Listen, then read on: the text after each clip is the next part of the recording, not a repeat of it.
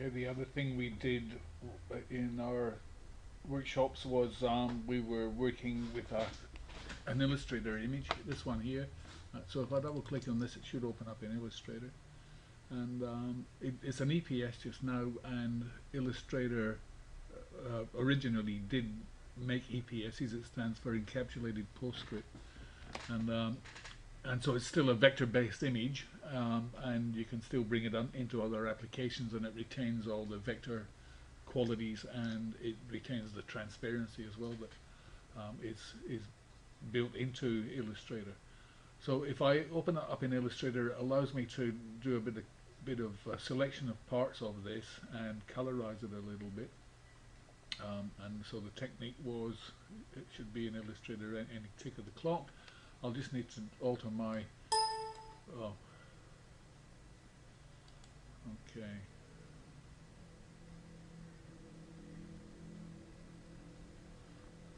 There's something going wrong here in Illustrator, but anyway, it looks like it's working now. Okay, so I'll just quickly resize the Illustrator window so it functions here.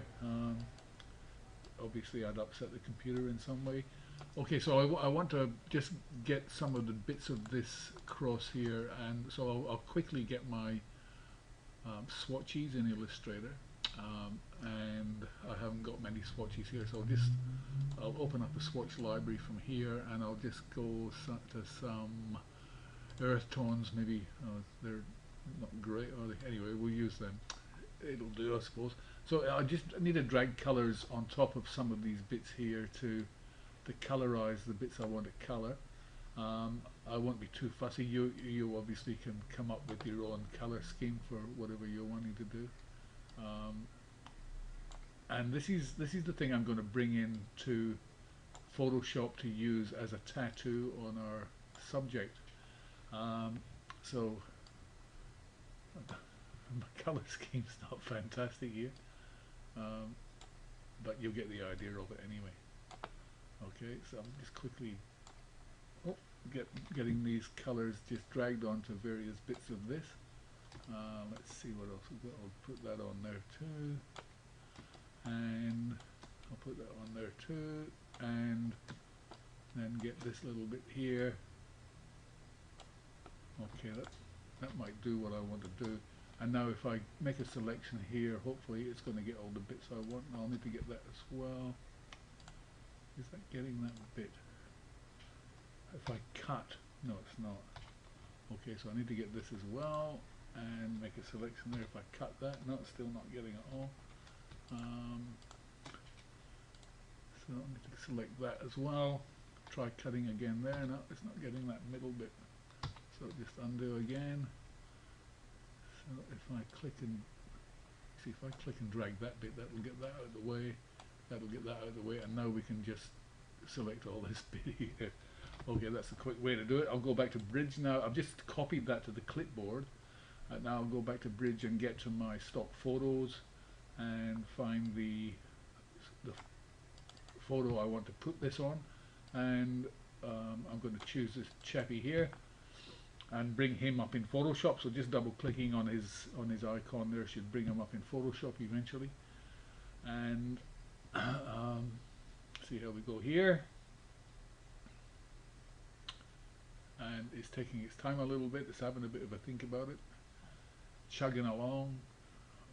Okay, I should have used my own computer. It might have been a bit faster. Okay, I'm going to paste what I've got on the clipboard in here now, and I'll paste it as pixels in this case. I could have pasted it as a path to give me a lot more control. When it pastes in, it automatically comes up with a transform box. So I'll just drag this down here. Unfortunately, it's taken the white part. I didn't think the white part would be in there, but anyway, we'll work with that.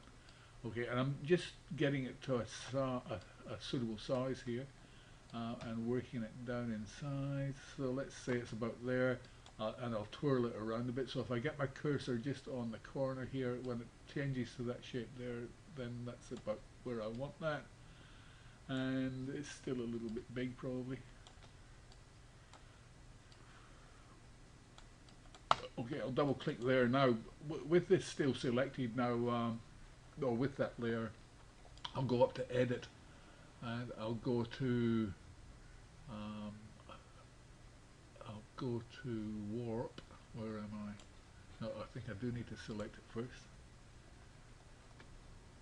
So I'll just click on it there with the control key held on, click on the icon, and I need to go to transform warp. And now with the warp tool selected, I can now, I'm just zooming in a bit here to see better what I'm doing. So this needs to kind of bend over a bit here, this needs to kind of bend over a bit here and here, and then this is needs to come in dramatically here, and this here, because it's obviously bending around his arm. We're actually going to chop some of this off eventually.